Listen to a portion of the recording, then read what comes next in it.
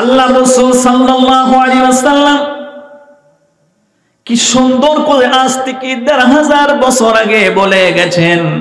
আমার সম্মানিত বন্ধুগণ, কালকে যে প্রোগ্রামটি আমি করেছিলাম, যে মাহফিলটি আমি করে আপনাদের পর্যন্ত পৌঁছালাম, ওটা আমার জেলাতেই প্রোগ্রামটা ছিল। বরপেটা জেলা ধুমেরপুর এরিয়ার নিকটবর্তী হাউলি টাউনের নিকটবর্তী একটি মাহফিল করে এলাম। ওই মাহফিলটা ছিল কবরস্থানকে ডেভেলপ করার উদ্যোগ নিয়ে, ওই কবরস্থান যেন ডেভেলপ করা হয় তার উদ্যোগ নিয়ে মাহফিল দেওয়া হয়েছিল। যারা বলেন সুবহানাল্লাহ। কবরস্থানের কাছে গেলে একটু ভয় লাগে না ভাই? কথা বলেন না কেন? ভয় লাগে না? নাই? কারণ ওই জায়গায় যখন কাউকে রাখা হবে, তারপরে হাদিস শরীফের ভিতরে এসেছে মানুষকে যখন কবরস্থ করা হয় তখন দেখবেন তার সঙ্গে কিছুগুলা জিনিস যায়, ব্যক্তি যায়, দা, খুন্তি, কুড়াল, তারপরে এরপরে পাঠি, এগুলা কিছু জিনিস যায়। হাদিসের ভিতরে এসেছে ৩ শ্রেণীর বস্তু যায়, জিনিস যায়। একটা হচ্ছে ব্যক্তি যায়, আমরা তাকে দাফন করতে যাই। দ্বিতীয় হচ্ছে কিছু জিনিসপত্র নিয়ে যায়। ৩ নম্বর তার সঙ্গে যায় আর একটা হচ্ছে আমল। ৩ নম্বরটা কি? আমল। মানুষটাকে কবরস্থ করেন, সমস্ত মানুষগুলো ফেরত চলে আসে, আর কেউ তার কাছে থাকে না, আর থাকলেও সে কিছু বুঝতে পারে না। ওইটা হলো আরেকটা জগৎ। ওই জগতে কি হচ্ছে না হচ্ছে আল্লাহ রাব্বুল আলামিন ওহীর মাধ্যমে নবীজিকে জানিয়েছেন। কোরআনের ভিতরে, হাদিসের ভিতরে সেই খবরগুলো আমরা শুনে কিছু আমরা বলতে পারি যে কবরের ভিতরে এটা আল্লাহর হুকুমে হয়। কথা বলেন ঠিক না? কিন্তু আমরা তো প্রত্যক্ষদর্শী নই। কিন্তু প্রত্যক্ষদর্শী না হলেও আল্লাহ রাসূল সাল্লাল্লাহু আলাইহি ওয়াসাল্লাম যখন জবান থেকে, ওনার পবিত্র জবান থেকে কবরে কি আযাব হয়, কি আরাম হয়, আয়েশ হয়, এই যে কথাগুলো বলেছেন, এগুলো আমরা যেন দেখার মতন বিশ্বাস করেছি। কথা বলেন ঠিক না? এই কবরস্থতাকে মাথুন করে থোয়া হয়।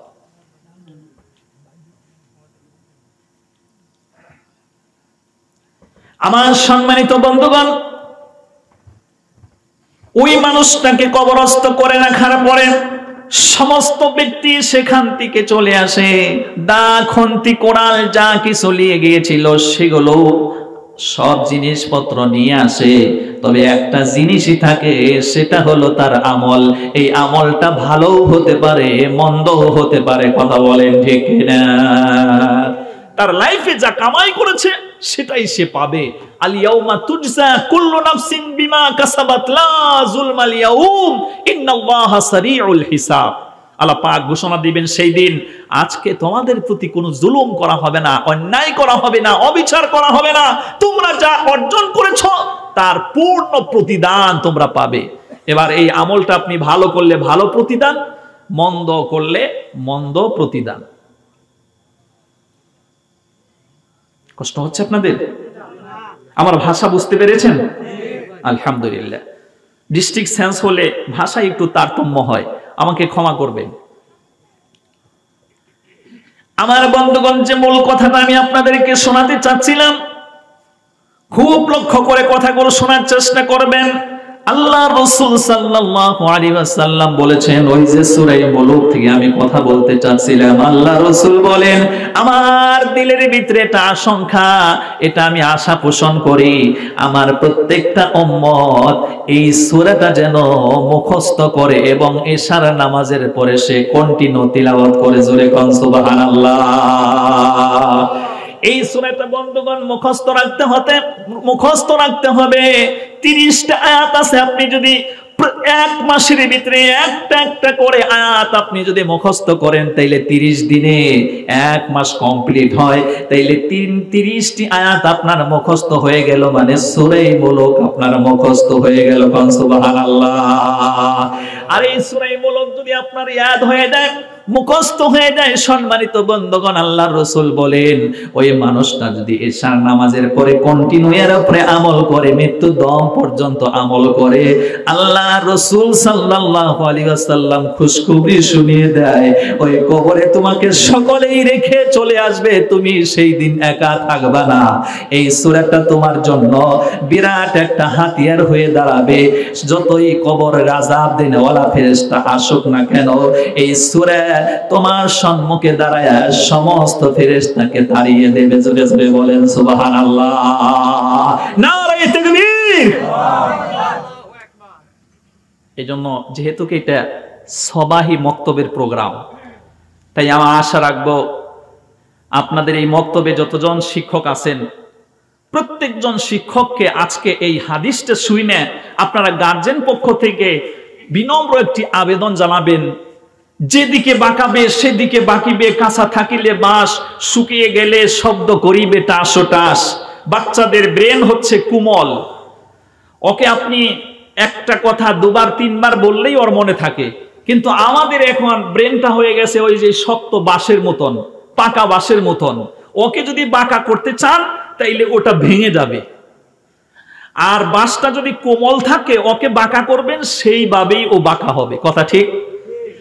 আমাদেরকে এখন যদি বলা হয় যে হুজুর আমাদেরকে ধরে যদি বলেন আজকে আমরা যারা জালসা শুনতে এসেছি নবীজির হাদিস শুনতে পেলাম যে সূরা মুলুকটা ইয়াদ থাকলে আর এশার নামাজের পরে কন্টিনিউ তিলাওয়াত করলে আল্লাহ পাক কবরের আযাব থেকে বাঁচিয়ে দেবে। হযরতে উসমান গনি রাদিয়াল্লাহু তাআলা আনহু ইসলামের ৩ নম্বর খলিফাতুল মুসলিমিন হযরতে ওমর রাদিয়াল্লাহু তাআলা আনহুর বিষয়ে এসেছে। উনি জাহান্নামের কথা যখন শুনতেন এত কাঁদতেন না, কিন্তু উনি যখন কবরের কোন পাশ দিয়ে যেতেন অথবা কবরের আযাব সম্পর্কে যখন ওনানে শোনানো হতো, কেঁদে কেঁদে ঝারঝার হয়ে দাড়ি মোবারক পর্যন্ত ভিজে যেত। অন্য সাহাবারা প্রশ্ন করে, হে আল্লাহর বান্দা, তুমি জাহান্নামের কথা শোনার পরে এত কাঁদো না, কিন্তু কবর দেখলে, কবরের আলোচনা করলে তুমি এত কাঁদো কেন? এই কবর তো জাহান্নামের চাইতেও ভয়ঙ্কর হতে পারে না, কিন্তু এই কবরের কথা শুনলে তুমি এত কাঁদো কেন? হযরতে উসমান গনি রাদিয়াল্লাহু তাআলা আনহু বলেন, আমি আমার হাবিবের কাছে শুনতে পেয়েছি মানব জীবনে আখেরি মঞ্জিল যখন তার শুরু হয়ে যায়, ওই আখেরি মঞ্জিলের বিরুদ্ধে প্রথম যে গেটটা হবে ওইটা হলো কবর। ওই গেটের ভিতরে, ওই গেটের মধ্যে মানুষটা যদি ছাড়া পেয়ে যায় তাইলে আল্লাহ তাকে ক্ষমা করে দেবে, অন্য গেটেও তাকে ছাড় দিয়ে দেবে। আর এই গেটের মধ্যে গিয়ে যদি সর্বপ্রথমে মানুষটা ধরা পড়ে যায় তাইলে আশঙ্কা হয় অন্য গেটেও সে ধরা পড়ে যাবে। তাই আমি মনে করি এটাই হলো আমার আসল গেট, এই গেটে আমি নাজাত পাবো কিনা এই চিন্তায় আমি ব্যাকুল হয়ে যাই। জোরে বলেন সুবহানাল্লাহ। মৌতের চিন্তা, কবরের চিন্তা আমার আপনার অন্তঃকরণে যদি আমরা ঠাঁই দিতে পারি, আল্লাহর রাসূল বলেন তুমি গুনাহ থেকে বাঁচার এটা হাতিয়ার হয়ে যাবে।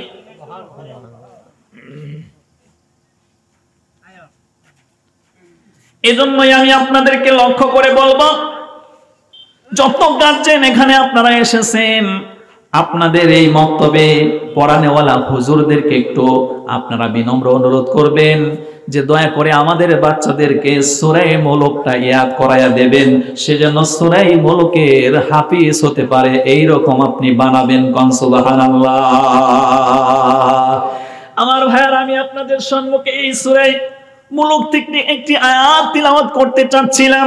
পবিত্র কোরআন আপনি স্টাডি করলে 29 নম্বর পারা হিফজে কোরআন 2 নম্বর পেজের ভিতরে 30টা আয়াতের ভিতরে হচ্ছে 12 নম্বর আয়াত। আল্লাহ রাব্বুল আলামিন বলেন, ইন্নাল্লাযীনা ইয়াখশাউনা রাব্বাহুম বিল গায়ব লাহুম মাগফিরাতুন ওয়া আজরুন কাবীর। জোরে বলেন আল্লাহু আকবার। আল্লাহ রাব্বুল আলামিন বলেন, নিশ্চয়ই যারা গায়েবের প্রতি বিশ্বাস স্থাপন করেছে, গায়েবের প্রতি বিশ্বাস স্থাপন করেছে, গায়েব হচ্ছে অদৃশ্য বিষয় যেটা বাস্তবে তা ধরা যায় না, ছোঁয়া যায় না। লা তুদরিকুহুল আবসার ওয়া হুয়া ইউদরিকুল আবসার ওয়া হুয়াল লাতীফুল খাবীর। পবিত্র কোরআন আপনি স্টাডি করবেন, 7 নাম্বার পারা হিফজে কোরআন 20 নাম্বার পেজের ভিতরে সূরা আনআম 165টি আয়াতের ভিতরে এই আয়াত সংখ্যা হচ্ছে 103। কোন আল্লাহু আকবার। যেখানে আইডিয়া দেওয়া হচ্ছে আমার আপনার রব, যেই রবকে আমরা না দেখি বিশ্বাস স্থাপন করেছি, ওই আল্লাহ সম্পর্কে আল্লাহ নিজেই ঘোষণা দিচ্ছেন, তোমরা দুনিয়ায় থাকাকালীন আমি আল্লাহ রাব্বুল আলামিনকে দেখতে পারবা না, আমাকে দেখতে পারবা না, আমাকে তোমরা তোমাদের চোখে আয়ত্তে আনতে পারবে না, তবে হে বান্দারে আমি তোমাদের সকলকে দেখতে পাচ্ছি। আল্লাহ পাক হচ্ছেন সূক্ষ্মদর্শী। জোরে বলেন সুবহানাল্লাহ। নারে তাকবীর। এই আল্লাহ রাব্বুল আলামিনকে দেখা যায় না, এটা হচ্ছে আল্লাহ পাকের একটা বৈশিষ্ট্য। তবে হ্যাঁ, আল্লাহকে দেখতে পারবেন, একটা সময় আছে, একটা চান্স আছে। কোরআনে কারীম যখন আপনি স্টাডি করবেন, কষ্ট হচ্ছে না তো আপনাদের? আমি কিন্তু ফালতু কথা বলতেছি না, সব কোরআনের আয়াত, কোরআনের আয়াতেরই ব্যাখ্যা আমি দেওয়ার চেষ্টা করছি। আর পৃথিবীতে কোরআনের আয়াতের ব্যাখ্যার আলোচনার চাইতে ভালো আলোচনা আরো আছে? কথা বলেন, আছে? নিশ্চয়ই নেই। আল্লাহ রাব্বুল আলামিন কোরআনে কারীমের ভিতরে বর্ণনা করেন, এই সূরাটার প্রথম 2 নাম্বার আয়াত আল্লাহ রাব্বুল আলামিন বলেন, আল্লাযী খালাকাল মাউতা ওয়াল হায়াতা লিয়াবলুয়াকুম আইয়ুকুম আহসানু আমালা। আল্লাহ রাব্বুল আলামিন বলেন, এই পৃথিবীতে আমি হায়াত এবং মওতকে সৃষ্টি করেছি এজন্যই যাতে করে এই হায়াতের মাধ্যমে লং টাইম তাকে দুনিয়ায় বেঁচে রেখে আমি আল্লাহ রাব্বুল আলামিন ওই বান্দাদেরকে পরীক্ষা করতে চাই, কোন বান্দা আনুগত্যশীল হয়, আমার গোলামি করে, দাসত্ব করে, উত্তম ইবাদত করে, উত্তম ভালো ভালো কাজগুলো করে, আর কে করে না, গুনাহের কাজে জড়িত হয়। এটা আল্লাহ পরীক্ষা করার জন্য এই হায়াত মওত আল্লাহ দান করেছেন। জোরে বলেন সুবহানাল্লাহ। এজন্য সম্মানিত বন্ধুগণ, মানুষকে স্বাধীন দিয়ে দেওয়া হয়েছে, মানুষকে পরাধীন করা হয় নাই। অন্যত্র আল্লাহ রাব্বুল আলামিন কোরআনে কারীম যখন আপনি স্টাডি করবেন, লিল্লাহি মুলকুস সামাওয়াতি ওয়াল আরদ ইউসাব্বিহু লিল্লাহি মা ফিস সামাওয়াতি ওয়াল আরদ। এই পৃথিবীতে মানব মণ্ডলী এবং জিন মণ্ডলী বাদ দিয়ে যত প্রাণীকুল আছে, যত আল্লাহর সৃষ্টি জগৎ আছে, আল্লাহ রাব্বুল আলামিন অটোমেটিক্যালি তাদেরকে বলে দিয়েছেন, অবশ্যই তোমরা আমার ইবাদত করতে হবে, আমার তাসবিহ পড়তে হবে, আমাকে সেজদা দিতে হবে।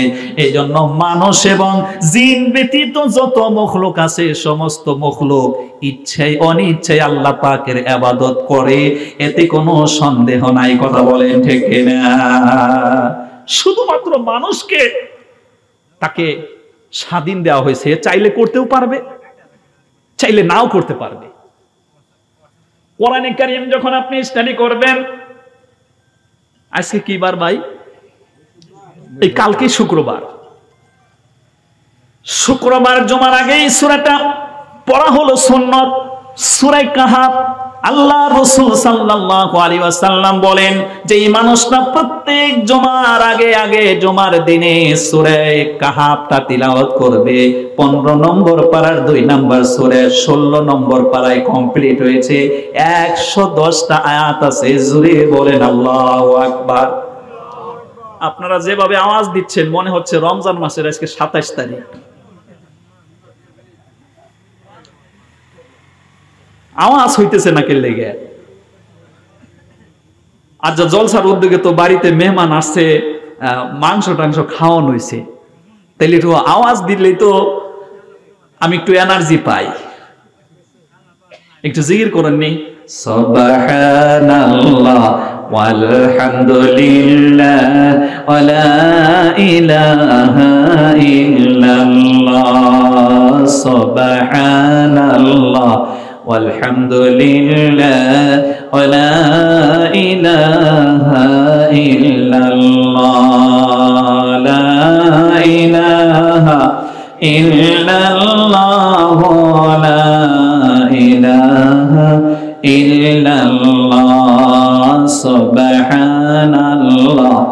আলহামদুলিল্লাহ ওয়া লা ইলাহা ইল্লাল্লাহ লা ইলাহা ইল্লাল্লাহ মুহাম্মাদুর রাসূলুল্লাহ সাল্লাল্লাহু আলাইহি ওয়াসাল্লাম। আমার সম্মানিত বন্ধুগণ, আমি বলতে চাচ্ছিলাম যে আল্লাহ রাব্বুল আলামিনের প্রতি বিশ্বাস স্থাপন করার কথা হয়েছে।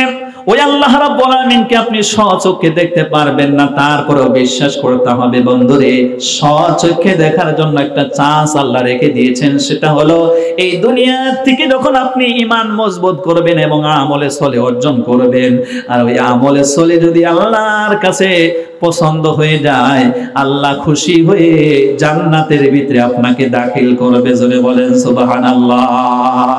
আল্লাহর কোরআন যখন আপনি স্টাডি করবেন, 25 নম্বর পারার আখেরি সূরার আগের সূরা, সূরার নাম হলো সূরা জাসিয়া, সূরার নাম হলো সূরা যুখরুফ।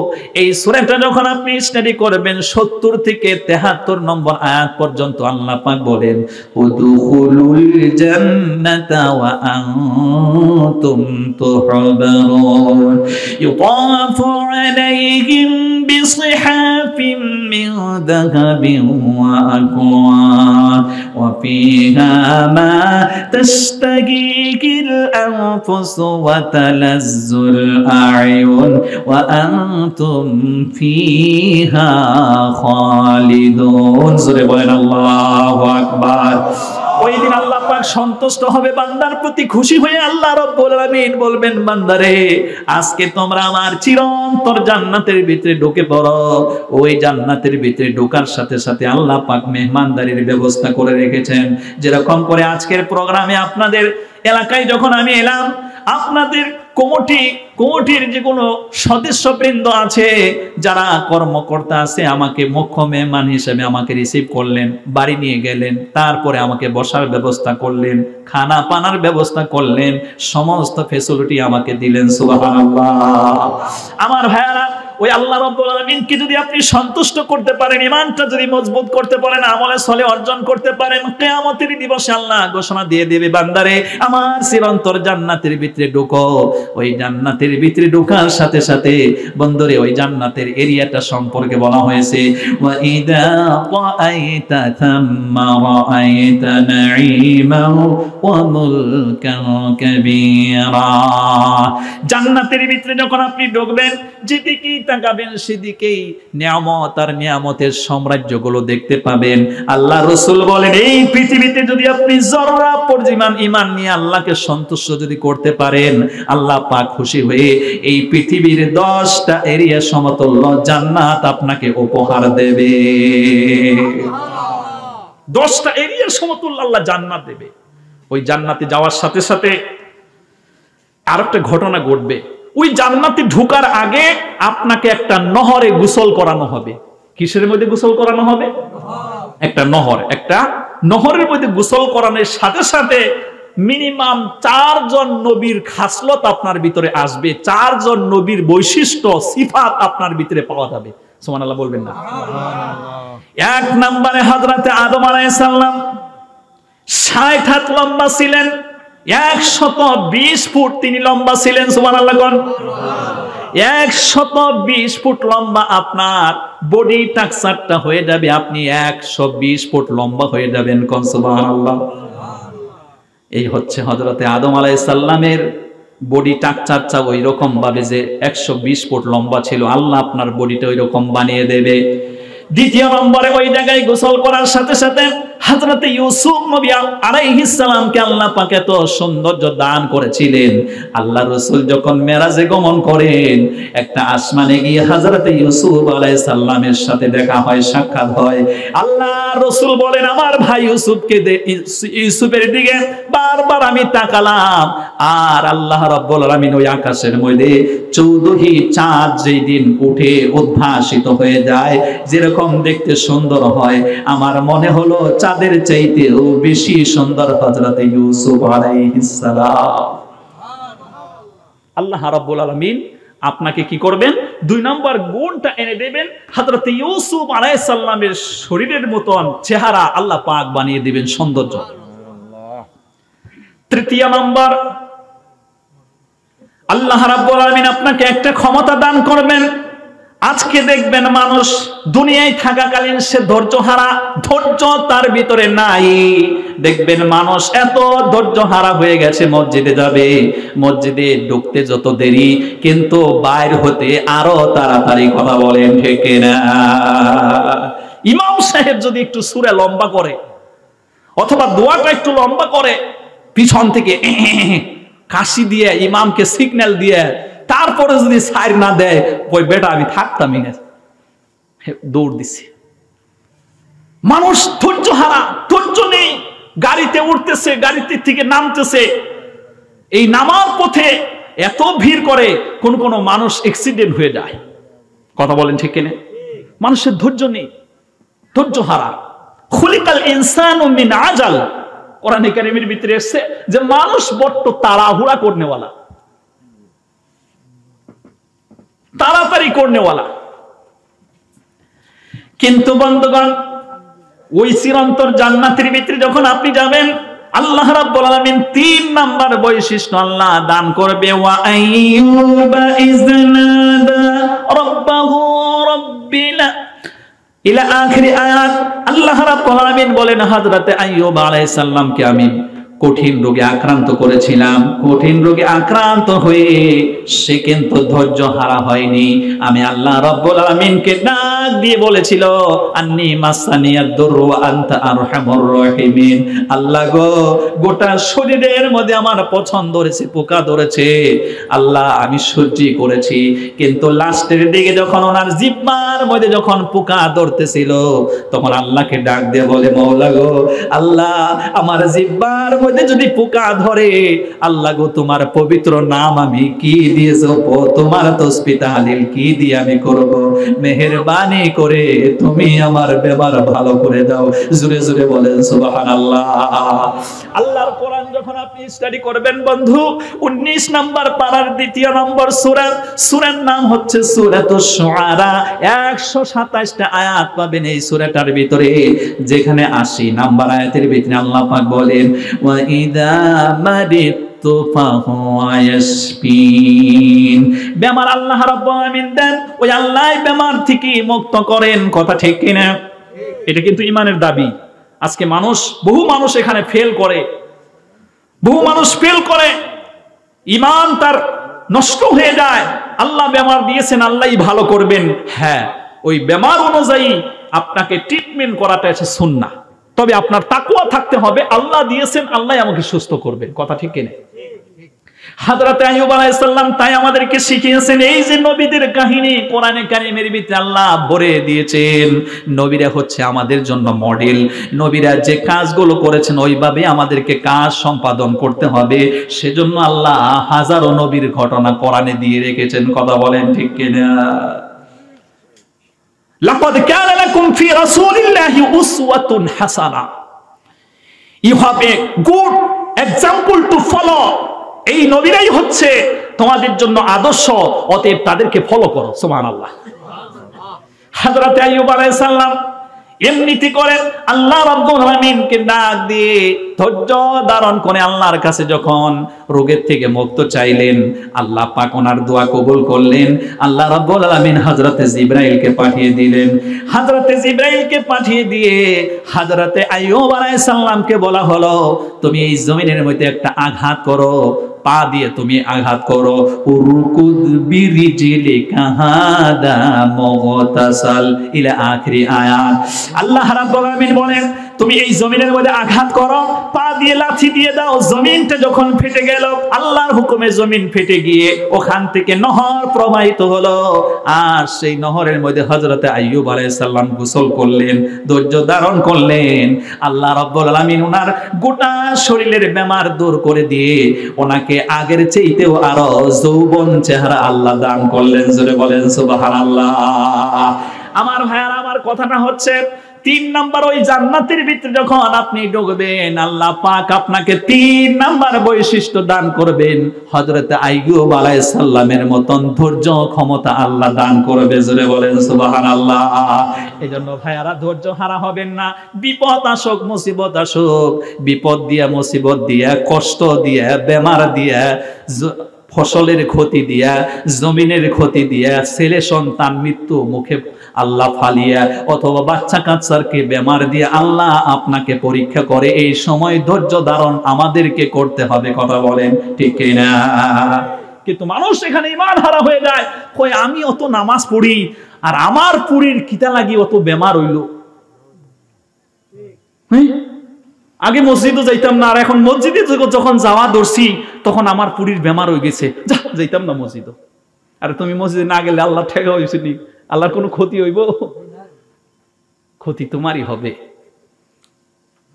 এই জন্য কোরআনে কারীম যখন আপনি স্টাডি করবেন সূরা আল হাজ 17 নম্বর পারার 2 নম্বর সূরা 78টা আয়াত আছে, কোন আল্লাহু আকবার। এই সূরাটা পড়লে টোটাল 78টা আয়াত পাবেন। বন্ধুরে 11 নম্বর আয়াতের ভিতরে আল্লাহ পাকের বক্তব্য, ওয়া মিনান নাসি মান ইয়াবুদুল্লাহা আলা হারফ ফা ইন আসাবাহু খায়রুন ইতমাআন্না বি ওয়া ইন আসাবাতুহু ফিতনাতুন ইনকালাবা আলা ওয়াজহি খাসিরাদ দুনিয়া ওয়াল আখিরাহ যালিকা হুয়াল খুসরানুল মুবিন। কোন আল্লাহু আকবার। আল্লাহ রাব্বুল আলামিন বলেন আমার কিছু বান্দা আছে আমার ইবাদতে সে মনোনিবেশ হয়, আমার ইবাদত সে করতে চায়, তবে হ্যাঁ বিষয়টা এমন তখন সে যখন কল্যাণ পায় ইবাদতে টিকে থাকে, আর অকল্যাণ যখন তাকে স্পর্শ করে আমার সাথে তখন বিতর্কে লিপ্ত হয়ে যায়, ইবাদত করে না, কুফরির মধ্যে লিপ্ত হয়ে যায়। আল্লাহ পাক বলেন এমন ব্যক্তি ইহকালও খেলো পরকালও খেলো, সে ক্ষতিগ্রস্তদের অন্তর্ভুক্ত হলো। বিপদ মুসিবত আসলে আমার বন্ধুগণ আল্লাহ সম্পর্কে আপনি বাজে কথা বলতে পারেন না, কটূক্তি করতে পারেন না। আমাদের মায়েরা মহিলাদের এই স্বভাব কিছু আছে, দেখবেন ধান সিদ্ধ করে শুকা দিয়েছে, আল্লাহর কি ইচ্ছা ওই দিন বৃষ্টি আসছে, তখন কয় মরার বৃষ্টি আর জায়গা পেলি না, আজকে আমি ধান শুকা দিলাম এত কষ্ট করে সারা রাত জেগে, সকাল থেকে বৃষ্টি শুরু হয়ে গেল। আমাদের লয়ের আসামে একজন সুদক্ষ মুফতি সাহেব আছেন, ওনার নাম হলো মুফতি আব্দুল খালেক সাহেব, হয়তো ওনার নাম শুনেছেন। অসংখ্য কিতাব তিনি লিখেছেন। উনি একটা কিতাব লিখেছেন, এটা জেনারেল মানুষের খুবই দরকার, ইম্পর্টেন্ট। বেদাতের আবির্ভাবে সন্নতের সমাধি একটা কিতাব, আর একটা হচ্ছে শিরকের প্রাদুর্যে তাওহীদের অপমৃত্যু। সমাজে যখন শিরিক বেড়ে গেছে তখন তাওহীদটা মরে যাচ্ছে। ওই কিতাব তিনি একটা ফতোয়া পেশ করেছেন, কেউ যদি বৃষ্টিকে গাল দিল অথবা বাতাসকে গাল দিল, তাইলে অরিজিনালে বৃষ্টির কোনো ক্ষমতা নাই, ও নিজের থেকে পড়বে। বৃষ্টিটা হয় কার হুকুমে? আরো জোরে বলেন, আল্লাহ রাব্বুল আলামিনের হুকুমে হয়। ওই বৃষ্টিকে যদি আপনি গাল দিয়ে দিলেন, তাইলে আল্লাহ রাব্বুল আলামিনকে আপনি গালি দিলেন, আর আল্লাহর গোলাম হয়ে আল্লাহকে গালি দেওয়া হলো, এটা হলো কুফরি কালাম, কুফরি কালাম হয়ে যায়। কোরআনে কারীম যখন আপনি স্টাডি করবেন সূরা আল মাইদা ৬ষ্ঠ নম্বর পারা থেকে শুরু হয়েছে, ৭ নাম্বার পারায় কমপ্লিট হয়েছে। টোটাল এই সূরাটার ভিতরে আয়াত আছে বন্ধুগণ ১২০টা। কোন আল্লাহু আকবার। তার ৫ নাম্বার আয়াতে আল্লাহ পাকের বক্তব্য, ওয়ামান ইয়াকফুর বিল ঈমানি ফাকাদ হাবিতা আমালুহু ওয়া হুয়া ফিল আখিরাতি মিনাল খাসিরিন। জোরে বলেন আল্লাহু আকবার। আল্লাহ রাব্বুল আলামিন বলেন ঈমান আনার পরে কোন ব্যক্তি যদি কুফরি করে, আল্লাহ পাক বলেন তার জীবনের সমস্ত নেক আমলকে আল্লাহ বরবাদ করে দেন। এই জন্য বিপদ মুসিবত যত আসুক না কেন, বৃষ্টিকে আপনি গাল দিতে পারেন না, আমার বন্ধুগণ বাতাসকে আপনি গাল দিতে পারেন না। আপনি নামাজি মানুষ, আপনার ছেলে মরে গিয়েছে তাই বলে আপনি আল্লাহকে গালি দিতে পারেন না। বন্ধুরে আল্লাহর রাসূল সাল্লাল্লাহু আলাইহি ওয়াসাল্লাম নবীজির ৩ জন ছেলে সন্তান এই পৃথিবীতে আল্লাহ রাব্বুল আলামিন দান করেছিলেন। ছোট্টবেলায় দুটো সন্তান ইন্তেকাল করেন। আবুল কাসেম, আল্লাহ রাসূল সাল্লাল্লাহু আলাইহি ওয়াসাল্লামের আরেকটা উপাধি নাম আবুল কাসিম। কাসিম নামের আল্লাহ রাসূল সাল্লাল্লাহু আলাইহি ওয়াসাল্লামের একটা সন্তান ছিল। আল্লাহ রাসূল সাল্লাল্লাহু আলাইহি ওয়াসাল্লামের সিরাতে নবী সাল্লাল্লাহু আলাইহি ওয়াসাল্লাম এই হিস্টরির ভিতরে নবীজির ব্যাপারে লেখা হয়েছে, ওই ছেলেটা এত বড় হয়, অনেকটা বড় হয়ে গিয়েছিল, সে ঘোড়ার উপরে সওয়ার হতে পারে, ঘোড়া দৌড়াতে পারে, এত বড় হয়েছিল। আমার ভাইয়েরা আইডিয়া করলে মিনিমাম 12-13 বছর বয়স হয়ে গিয়েছিল।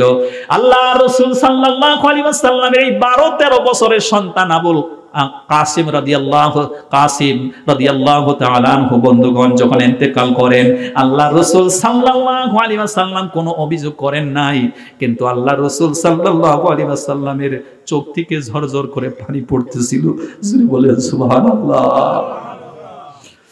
আমার সম্মানিত বন্ধুগণ, সাহাবায়ে কেরাম উল্টা প্রশ্ন করলেন, হে আল্লাহর রাসূল, আপনি বলেন মানুষ সন্তান সন্ততি ইন্তেকাল করলে, কোন বন্ধু বান্ধব মারা গেলে বিলাপ করে কান্না করা যাবে না, তাইলে ওই মানুষটার কবরে আযাব হয়। কিন্তু হে আল্লাহর রাসূল, দেখতে পাচ্ছি আপনি স্বয়ং কান্না করছেন।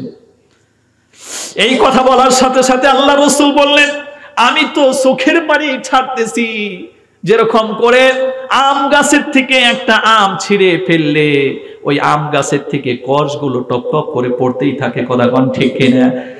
ওইরকম ভাবে আমার কলিজার টুকরা সন্তান ইন্তেকাল হয়েছে, আমি আল্লাহর প্রতি সন্তুষ্ট, তবে বিলাপ করে কান্নাকাটি করতেছি না, আল্লাহর সম্পর্কে কোনো দোষারোপ করতেছি না। আমি ওই যে কান্না, আমার চোখের পানি যেটা পড়তেছে এটা হলো মহব্বতের পানি, আর আমি আল্লাহর কাছে আশা রাখি আল্লাহ আমার মহব্বতের বস্তু দুনিয়ার থেকে নিয়ে গেছে, এর বিনিময়ে আল্লাহ আমাকে বদলা দেবে। জোরে বলেন সুবহানাল্লাহ। আমার সম্মানিত বন্ধুগণ, এটাই হলো সুন্নাহ। আপনাকে ধৈর্য ধারণ করতে হবে, সবর করতে হবে। আমার আগে যে বক্তা মুফতি সাহেব আলোচনা করে গেলেন, বন্ধুরে, ছোট্ট মেয়ে সন্তান ইন্তেকাল করেছিল, ঘটনা বিস্তারিত আপনাদের সম্মুখে আলোচনা করেছে। আর ওই মুমিন বান্দার যত ছেলে সন্তান ইন্তেকাল করে, আল্লাহ রাসূল সাল্লাল্লাহু আলাইহি ওয়াসাল্লাম হাদিস শরীফের ভিতরে বলেছেন, মেরাজের যখন আল্লাহ রাসূল চলে গেলেন, তখন দেখতে পেলেন বিরাট বড় একটা লম্বা মানুষকে দেখতে পেলেন, আর একটা বিরাট ঘরের ভিতরে শিশু বাচ্চাদেরকে নিয়ে খেলাধুলা করতেছে। আমার ভাইয়ারা, ওইখানে একটা বিরাট পুরুষকে দেখতে পেলেন, একটা মহিলাকে দেখতে পেলেন। আল্লাহ রাসূল সাল্লাল্লাহু আলাইহি ওয়াসাল্লামের ব্যাখ্যা প্রদান করেছেন, ওই যে পুরুষটাকে দেখেছেন, মিল্লাত আবিকুম ইব্রাহিম, উনি হচ্ছেন আর কেউ নন হযরত ইব্রাহিম আলাইহিস সালাম, যিনি আমাদের জাতির পিতা। আর ওই মহিলাকে দেখতে পেয়েছিলেন হযরতে হাজেরা, বিবি হাজেরাকে দেখতে পেয়েছিলেন। ও আমার বন্ধুগণ, ছোট্টবেলায় আপনার যে ছেলে সন্তানগুলো ইন্তেকাল করতেছে, এলাকায় বহু মানুষ এরকম আছে ছোট্টবেলায় শিশুকে হারিয়ে ফেলেছেন। ওই সন্তানগুলো মারা যাওয়ার পরে ওই হযরতে ইব্রাহিম আলাইহিস সালাম এবং হাজেরার সম্মুখে রাখা হয়, তাদেরকে ওখানে কোরআন শিক্ষা দেওয়া হয়। যখন তাদের ভিতরে এই কথা উদ্যত হয়, মনে হয়, আরে আমি আমার মায়ের কোলে ভালো করে দুধ খেতে পারি নাই, আমার মাকে আমি ভালো করে দেখতে পারি নাই, মায়ের আদর আমি পাই নাই, এই কথা মনের মধ্যে করে যখন আমার বন্ধুগণ দৌড় দিয়ে মায়ের কথা মনে পড়ে, তখন বিবি হাজেরার দিকে দৌড় দিয়া হযরতে বিবি হাজেরার কোলের মধ্যে বসে পড়ে। আর হযরতে হাজেরা এই দুনিয়ায় বেঁচে থাকলে মা তার সন্তানকে যে আদর দিয়েছিল, আদর দেয়, দুধ খাওয়ায়, তাকে আদর দেয়, স্নেহ করে, মরম করে, ওই মরম স্নেহে হযরতে বিবি হাজেরাই সেটা করেন। জোরে বলেন সুবহানাল্লাহ। আর এখানে আল্লাহ পাকের একটা কুদরত হলো, যখন ওই বাচ্চাটা বিবি হাজেরার কোলের মধ্যে চলে আসে, বন্ধুরে, আল্লাহ রাব্বুল আলামিন ওই সময়ের ভিতরে হাজেরা ওই বাচ্চাটার মার যে দুনিয়াতে চেহারা ছিল, ওই চেহারা আল্লাহ বানায়া দেয়। জোরে কোন সুবহানাল্লাহ। বাবার কথা যখন মনে হয়, বাবার আদর তো আমি পাই নাই, তখন হযরত ইব্রাহিম আলাইহিস সালামের দিকে দৌড় দেয়। দৌড় দেওয়ার সাথে সাথে হযরত ইব্রাহিম আলাইহিস সালাম ওনাকে আদর করে, যত্ন করে, মহব্বত করে। আল্লাহ রাব্বুল আলামিন ওই সময় বাবার চেহারা হযরতে ইব্রাহিম আলাইহিস সালামের বানিয়ে দেয়, যাতে করে সে মনের মধ্যে কোনো কষ্ট না পায়। জোরে কোন সুবহানাল্লাহ। আর আপনি যদি ধৈর্য ধারণ করতে পারেন, এই মুমিন ব্যক্তিদের ছোট ছোট সন্তান আল্লাহ রাব্বুল আলামিন যখন দুনিয়ায় থেকে তুলে নিয়ে যায়, যেই ফেরেশতারা জানটা কবজ করতে আসে, বন্ধুগণ কিতাবের ভিতরে এসেছে আল্লাহ পাক তখন প্রশ্ন করেন, ও ফেরেশতারা, তুমি এই আমার এই বান্দার কলিজার টুকরা সন্তানকে ছিঁড়ে তার কলিজার থেকে নিয়ে এলে, এই লোকটা কি অভিযোগ করেছে নাকি না সন্তুষ্ট আছে? তখন বলে, আল্লাহ গো, এই বাচ্চার মা বাবার চোখ দিয়ে পানি পড়তে দেখেছি, তবে আল্লাহ তোমার প্রতি সন্তুষ্ট আছে, তুমি সম্পদ দিয়েছিলে, তুমি আবার নিয়ে এসেছো, তাদের কোনো অভিযোগ নাই, তারা ধৈর্য ধারণ করেছে। আল্লাহ রাব্বুল আলামিন তখন ঘোষণা দিয়ে দেয়, ওই আমার ফেরেশতারা তোরা জেনে রাখ, এই বান্দাদেরকেই তো তোরা বানাতে নিষেধ করেছিলি, আজকে তার কলিজার টুকরা সন্তানকে আমি ছিনিয়ে নিয়ে এলাম, তার কলিজা ছিঁড়ে আমি নিয়ে এলাম, তারপরে অভিযোগ নাই, আমি সন্তুষ্ট হয়ে খুশি হয়ে এর বিনিময়ে তাকে জান্নাত দিয়ে দেব। লিল্লাহি তাকবীর। আমার সম্মানিত বন্ধুগণ, ও আমার এলাকাবাসী ভাইয়েরা, ও আমার মুসলিম ভাইয়েরা, সেজন্যই ধৈর্য ধারণের কথা বলা হয়েছে। কোরআনে কারীম যখন আপনি স্টাডি করবেন, সূরাতুজ জুমার বলে একটি সূরা পেয়ে যাবেন কোরআনে কারীমের ভিতরে, তার 10 নম্বর আয়াতের ভিতরে আল্লাহ পাক বলেন, ইন্নামা ইউওয়াফাস সাবিরুনা আজরাহুম বিগাইরি হিসাব। যারা এই পৃথিবীতে সত্যিকার আল্লাহর প্রতি ধৈর্য ধারণ করবে, কিয়ামতের দিবসে অন্যান্য নামাজের সওয়াবটা আপনাকে গনে গনে দেওয়া হবে, মেপে মেপে দেওয়া হবে। হজের সওয়াবটা আল্লাহ মেপে মেপে দেবে, সমস্ত সওয়াবগুলো আল্লাহ মেপে মেপে ওজন করে দেবে। তবে ধৈর্য সকলেই তো ধরতে পারে না, এই জন্য আল্লাহ পাক ব্যবস্থা করেছেন, সত্যিকার ধৈর্যকারীকে আল্লাহ আমার বন্ধুগণ মাইপেও না, গণনা না করে অগণন দিতে থাকবে। জোরে বলেন সুবহানাল্লাহ, লিল্লাহি তাকবীর। এই জন্য 3 নাম্বার বৈশিষ্ট্য হচ্ছে, ওই জান্নাতে যাওয়ার জন্য আল্লাহ পাক ওই নহরে গোসল করার সাথে সাথে আপনাকে 3 নাম্বার বৈশিষ্ট্য দিবেন, আইয়ুব আলাইহিস সালামের মতন ধৈর্য ক্ষমতা আল্লাহ দান করবে। আর 4র্থ নম্বরে, ওয়া ইন্নাকা লাআলা খুলুকিন আযীম। কোরআনে কারীমের ভিতরে আল্লাহ রাসূল সাল্লাল্লাহু আলাইহি ওয়াসাল্লাম সম্পর্কে বিভিন্ন গুণাবলী বর্ণনা করা হয়েছে, তবে একটা গুণাবলী বেশি আমার বন্ধুগণ শক্ত করে বর্ণনা করা হয়েছে, সেটা হলো আল্লাহ রাসূল সাল্লাল্লাহু আলাইহি ওয়াসাল্লামের উত্তম চরিত্র। আল্লাহ রাব্বুল আলামিন বলেন, আমি আমার নবীকে পুত পবিত্র উত্তম চরিত্রের উপরে প্রতিষ্ঠিত করেছি। আমার ভাইয়েরা, ওই জান্নাতে যাওয়ার সাথে সাথে সম্মানিত বন্ধুগণ, আল্লাহ রাসূল সাল্লাল্লাহু আলাইহি ওয়াসাল্লামকে যে উত্তম চরিত্র দান করেছিলেন, ওই নবীজির চরিত্র, নবীজির খাসলত আপনার আমার ভিতরে আল্লাহ দান করে দেবে। কোন সুবহানাল্লাহ। এই 4টি বৈশিষ্ট্য নিয়ে আপনি আল্লাহর জান্নাতে যাবেন। বন্ধুরে, এই জান্নাতে যাওয়ার জন্য আমরা প্রস্তুত আছি? দেখি হাত দেখান তো, কে কে প্রস্তুত আছি? জোরে বলেন ইনশাআল্লাহ। আল্লাহ পাক আমাদেরকে কবুল করুন, এই মাহফিলকে কবুল করুন, এই মাহফিলকে আগামী দিনের জন্য আল্লাহ সাকসেস করুন। সুতরাং আমার বন্ধুগণ, আমি আমার কথা আর লম্বা করছি না, শেষের দিকে আসতেছি। আমার মূল পয়েন্টটা ছিল অনেকগুলো, আমি 3টা আয়াত পড়েছিলাম, একটা সূরা পড়েছি, 2টা আয়াত পড়েছি।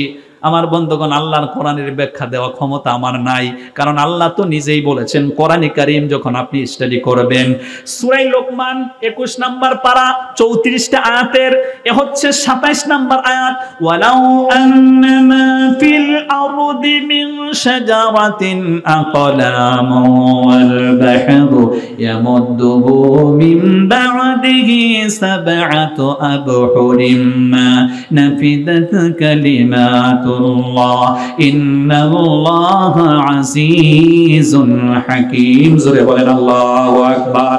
আল্লাহ পাক বলেন, এই পৃথিবীতে যত গাছপালা আছে সমস্ত গুলোকে যদি কলম বানানো হয়, আর যে সমুদ্র আছে, আজকে ভূতত্ত্ব বিজ্ঞানীরা বলেছেন এই পৃথিবীতে যা মাটি আছে আর পানি আছে, একে যদি 100 ভাগ ধরা হয়, তাইলে 70 ভাগই হলো পানি আর 30 ভাগ হলো মাটি। কথা বলেন ঠিক না?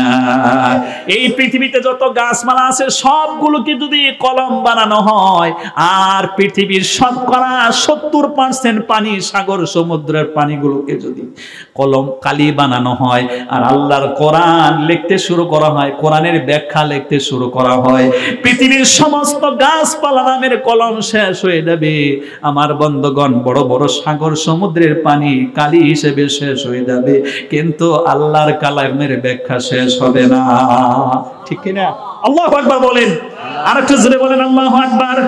এজন্য বন্ধুগণ, যে বক্তায় আসুক না কেন তার জীবনের সমস্ত কথা বলে বলে শেষ করতে পারবে না, সময় শেষ হয়ে যাবে কিন্তু আলোচনা শেষ হবে না। ঠিক কিনা? আল্লাহ যদি তৌফিক দেয়, আগামী দিনে আপনারা উত্তম একজন মেহমানকে দাওয়াত করেছেন দরং জেলার তালেবুদ্দিন হুজুর, না তালেবুদ্দিন হুজুর, বহু সিনিয়র বক্তা, ওনার আমল খুব ভালো, ওনার কাছ থেকে আপনারা বিস্তারিত আলোচনা শুনবেন। আমি সর্বশেষে আমার মূল পয়েন্টের কথা 4-5 মিনিট বলেই আমরা দোয়ার দিকে আগাবো। আমার মূল পয়েন্টটা ছিল আত-দুআ ওয়া মুখুল ইবাদা। এই পৃথিবীতে মুমিন বান্দা আল্লাহর কাছে যত ইবাদত করে, সমস্ত ইবাদতের মগজ হলো আল্লাহর কাছে চাওয়া, আল্লাহর কাছে দোয়া করা। বন্ধুরে, সেজন্যই আমি আপনাদেরকে জানাতে চাচ্ছিলাম, বলতে চাচ্ছিলাম, মানুষের বৈশিষ্ট্য, মানুষের গুণাবলী আর আল্লাহর গুণাবলী অনেক ডিফারেন্স রয়েছে। মানুষ আরাম করে ঘুমায়, কিন্তু আল্লাহ রব্বুল আলামিনের আরামও করা লাগে না। বন্ধুরে, ঘুমের দরকার পড়ে না। কোরআনে কারীম যখন আপনি স্টাডি করবেন, আল্লাহু লা ইলাহা ইল্লা হুয়াল হাইয়ুল কাইয়্যুম লা তা'খুযুহু সিনাতুন ওয়া লা নাওম। জোরে বলেন আল্লাহু আকবার।